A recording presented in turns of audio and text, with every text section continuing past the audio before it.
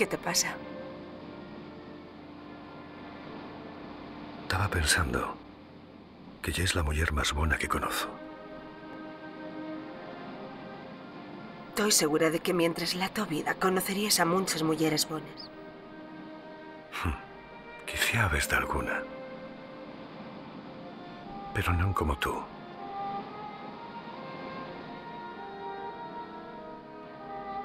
Tengo de confesarte de algo. Mentite al respective de mí. Dijiste que solo yo era un vagamundo y no es verdad. Trabajo para el gobierno. ¿Y por qué me mentiste? Tuve que facelo. Estoy bajo xuramento de non falar de la mi omisión. Voy pa Oregón mañana, pero non por presto de echar una huellada. Allí voy a pasar 4 o 5 meses. Volverás a Monterrey. ¿Alguna vez? Eso espero. Luisa, no tengo tiempo para cortesiate.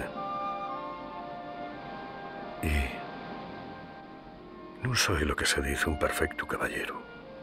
Pero antes de colar quiero que sepas que creo que Sedri es una esposa maravillosa. Y más que no tengo derecho quisiera... Pidite que me esperes. No sé qué te responder. Ahora no tienes de decir nada.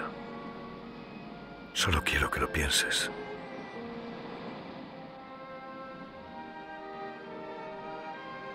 Sí, aguardaré el tu regreso.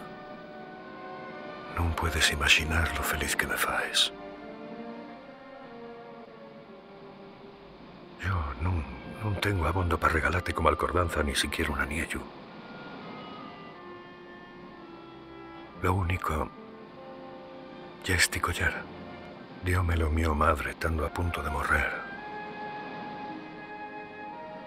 Y estaría satisfecho de que lo llevaras mientras la mi ausencia.